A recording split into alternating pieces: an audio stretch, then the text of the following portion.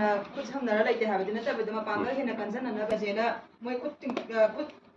ꯂꯥꯟꯊꯣꯛꯄ ꯍꯥꯏꯁꯦ ꯀ꯭ꯋꯤꯇꯤ ꯀꯧꯔꯒ ꯑꯣꯐꯤꯁꯔꯤ ꯁꯥꯔꯒ ꯑꯩꯈꯣꯏ ꯌꯥꯝꯅ ꯑꯦꯀꯥꯎꯟꯇꯦꯕꯤꯂꯤꯇꯤ ꯂꯩꯅ ꯇ꯭ꯔꯥꯟꯁꯄꯦꯔꯦꯟꯁꯤ ꯑꯣꯏꯅ ꯊꯃꯣꯏ ꯋꯥꯈꯜ ꯁꯦꯡꯅ ꯑꯃꯣꯠꯄ ꯑꯂꯣꯠꯄ ꯂꯩꯇꯗꯅ ꯄꯨꯂꯞ ꯀꯔꯝꯍꯥꯏꯅ ꯑꯩꯈꯣꯏ ꯑꯐꯕ ꯂꯣꯝꯗ ꯂꯤꯗꯔ ꯃꯌꯥꯝ ꯑꯣꯔꯒꯅꯥꯏꯖꯦꯁꯟ ꯃꯌꯥꯝ ꯄꯨꯟꯁꯜꯂꯒ ꯑꯩꯈꯣꯏ ꯋꯥꯔꯤ ꯁꯥꯕꯒꯤ ꯃꯌꯥꯝꯅꯁꯨ ꯃꯁꯤꯒꯤ ꯋꯥꯈꯜꯗ ꯈꯟꯊꯕꯤꯌꯨ ꯃꯁꯤꯒꯤ ꯏꯅꯤꯁꯤꯌꯦꯇꯤꯚ ꯂꯧꯕꯤꯌꯨ ꯃꯁꯤ ꯂꯧꯕ ꯀꯥꯟꯗ ꯑꯩꯈꯣꯏ ꯐꯣꯔꯝ ꯐꯣꯔ ꯔꯦꯁꯇꯣꯔꯦꯁꯟ ꯑꯣꯐ ꯄꯤꯁ ꯃꯅꯤꯄꯨꯔꯅ ꯆꯥꯎꯅ ꯑꯩꯈꯣꯏ ꯃꯃꯥꯡꯗ ꯊꯥꯒꯅꯤ ꯊꯧꯗꯥꯡ ꯂꯧꯒꯅꯤ ꯑꯗꯨꯒ ꯑꯩꯈꯣꯏꯅ ꯀꯧꯕ ꯀꯥꯟꯗꯁꯨ ꯂꯥꯛꯄꯤꯌꯨ ꯍꯥꯏꯕꯁꯦ ꯑꯩꯈꯣꯏꯅ ꯍꯥꯏꯅꯤꯡꯉꯤ ꯑꯗꯨꯅ ꯑꯔꯣꯏꯕꯗ ꯑꯃꯨꯛ ꯑꯦꯄꯤꯜ ꯇꯧꯅꯅꯤꯡꯕꯗꯤ ꯑꯩꯈꯣꯏꯒꯤ ꯁ꯭ꯇꯦꯠ ꯂꯩꯉꯥꯛ ꯑꯃ ꯒꯚꯔꯟꯃꯦꯟ ꯂꯩꯔꯤꯕꯅꯤꯅ ꯑꯩꯈꯣꯏꯅ ꯂꯩꯉꯥꯛꯇ ꯍꯥꯏꯖꯅꯤꯡꯕꯗꯤ ꯑꯁꯤꯒꯨꯝꯕ ꯃꯌꯥꯝ ꯄꯨꯜꯂꯒ ꯔꯦꯁꯇꯣꯔꯦꯁꯟ ꯑꯣꯐ ꯄꯤꯁ ꯑꯦꯟ ꯅꯣꯔꯃꯦꯜꯁꯤ ꯂꯥꯛꯅꯤꯡꯉꯥꯏꯒꯤꯗꯃꯛꯇ ꯁ꯭ꯇꯦꯠ ꯒꯚꯔꯟꯃꯦꯟꯅꯁꯨ ꯃꯤꯐꯝ ꯑꯃ ꯀꯧꯔꯒ ꯑꯩꯈꯣꯏ CSO ꯃꯌꯥꯝ ꯌꯥꯎꯔꯒ ꯃꯤꯇꯤꯡ ꯇꯧꯕꯗ ꯀꯔꯤ ꯑꯀꯥꯏꯕ ꯂꯩꯒꯦ ꯍꯥꯏꯕꯁꯦ ꯑꯩꯈꯣꯏꯅ ꯊꯝꯖꯅꯤꯡꯉꯤ ꯑꯗꯨꯅ ꯃꯗꯨꯁꯨ ꯂꯩꯉꯥꯛꯅ ꯁꯣꯏꯗꯅ ꯊꯝꯂꯛꯀꯅꯤ ꯍꯥꯏꯕꯁꯦ ꯑꯩꯈꯣꯏꯅ ꯊꯝꯖꯔꯤ ꯂꯣꯏꯅꯅ ꯍꯧꯖꯤꯛ ꯃꯅꯤꯄꯨꯔꯗ ꯄꯤꯁ ꯄꯨꯔꯛꯁꯦ ꯍꯥꯏꯔꯗꯤ ꯑꯩꯈꯣꯏ ꯇꯉꯥꯏ ꯐꯗꯅ ꯁ꯭ꯇꯦꯠ ꯂꯦꯚꯦꯜ ꯄꯤꯁ ꯀꯃꯤꯇꯤ ꯑꯃ ꯂꯩꯇꯕ ꯌꯥꯗꯦ ꯑꯩꯈꯣꯏꯅ ꯃꯥꯡꯗꯁꯨ ꯊꯝꯈ꯭ꯔꯦ ꯍꯧꯖꯤꯛꯁꯨ ꯃꯗꯨꯒꯤꯗꯣ ꯊꯦꯡꯃꯟꯗ꯭ꯔꯤꯕ꯭ꯔꯥ ꯍꯥꯏꯅ ꯑꯩꯈꯣꯏꯅ ꯃꯁꯤ ꯊꯝꯖꯔꯤ ꯑꯗꯨꯅ ꯉꯁꯤ ꯑꯩꯈꯣꯏꯅ ꯃꯔꯨꯑꯣꯏꯅ ꯉꯁꯤ ꯏꯟꯇꯔꯦꯛꯁꯟ ꯄ꯭ꯔꯣꯒ꯭ꯔꯥꯝꯗ ꯊꯝꯖꯕ ꯑꯗꯨꯒ ꯑꯦꯄꯤꯜ ꯇꯧꯖꯕꯗꯨꯗꯤ ꯍꯧꯖꯤꯛ ꯊꯥ 5 ꯁꯨꯔꯦ ꯑꯩꯈꯣꯏ ꯇꯧꯒꯗꯕ ꯊꯣꯛꯀꯗꯕ ꯃꯌꯥꯝ ꯊꯣꯛꯈ꯭रे ꯎꯔꯦ ꯃꯁꯤꯅ ꯑꯩꯈꯣꯏꯗ ꯀꯔꯤꯃꯠꯇ ꯀꯥꯟꯅꯕꯗꯨ ꯂꯩꯇ꯭ꯔꯦ ꯑꯗꯨꯕꯨ ꯍꯦꯟꯅ ꯄ꯭ꯔꯖꯥ ꯈꯨꯗꯤꯡ ꯃꯤꯄꯨꯝ ꯈꯨꯗꯤꯡꯃꯛꯇ ꯑꯋꯥꯕ ꯄꯤꯗꯅ ꯂꯩꯔꯦ ꯑꯗꯨꯅ ꯑꯃꯨꯛꯇꯪ ꯃꯅꯤꯄꯨꯔꯗ ꯃꯍꯧꯁꯥꯒꯤ ꯄꯨꯟꯁꯤ ꯍꯟꯖꯅꯤꯡꯉꯥꯏ ꯑꯩꯈꯣꯏ ꯃꯃꯥꯡꯒꯤ ꯄꯨꯝꯅꯃꯛꯇꯨ ꯀꯥꯎꯊꯣꯛꯂꯒ ꯅꯨꯡꯁꯤ ꯆꯥꯟꯅꯅ ꯂꯩꯃꯤꯟꯅꯉꯥꯏꯒꯤꯗꯃꯛꯇ ꯄ꯭ꯔꯖꯥ ꯈꯨꯗꯤꯡꯃꯛꯅꯁꯨ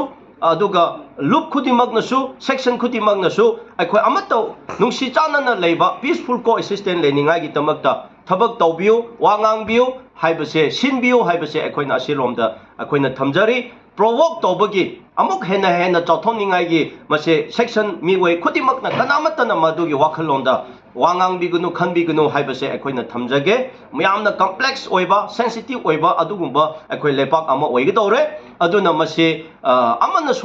ꯁꯣꯏꯕ ꯄꯨꯝꯅꯃꯛꯇꯨ ꯇꯣꯛꯊꯣꯛꯂꯒ ꯑꯩꯈꯣꯏ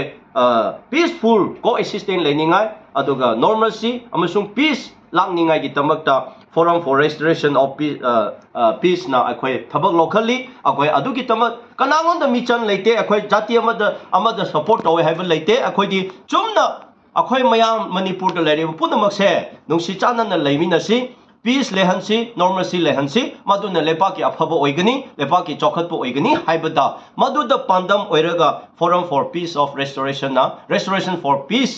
एंड नॉर्मसी सिना अखोइना होना जखिबनी अखोइ ममांगदसु मफम खरादा अखोइ पीस कंसल्टेटिव थबक मयाम चथरी हुजिकसु अखोइना यामना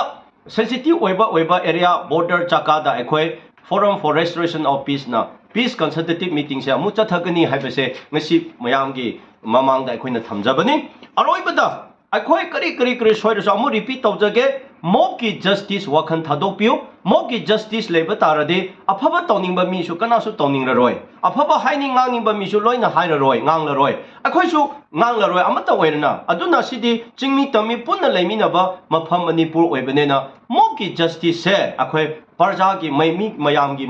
marakta adumba wakhan thamlaroi se ngasi मफम अखोगी वर्ल्ड पृथ्वी से यामना चौखख्रब मतमनी अखोगी रूल्स ऑफ लॉ ले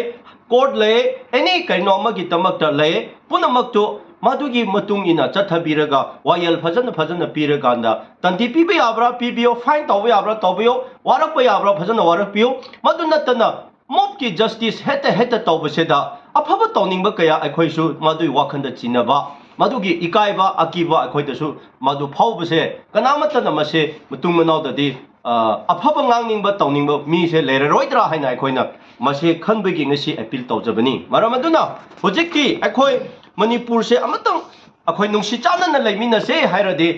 काइबा याबा प्रोवोक तौबा याबा खना चेनबा याबा वासे अखोइ चिंगमी ओइबा या तंगमी ओइबा या अदुगा एनी सेक्शन ओइबा या मसि पुनमक से ngangbidaba म गवर्नमेंट सरकार नसु मसि तौबि ngangbidaba अदुबु गवर्नमेंट सरकार ना हाइरिबा जाति लेरिबा मयाम सिदा लोइना इनफॉर्मर द ओइगरा फॉर्मर द ओइरगरा कौरगा अखोइ मीटिंग अमा फमिनरगा मणिपुर से क्रमाइना शांति लेहनसरा हाइबसे अथुबा मतमदा स्टेट गवर्नमेंट इनिशिएटिव लौबिरगा अखोइ फाप तामिनबसिना ख्वाइदगी फगनी चुंगनी हाइबसे ngasi forum for restoration of peace na mayamda thamjaribani thank you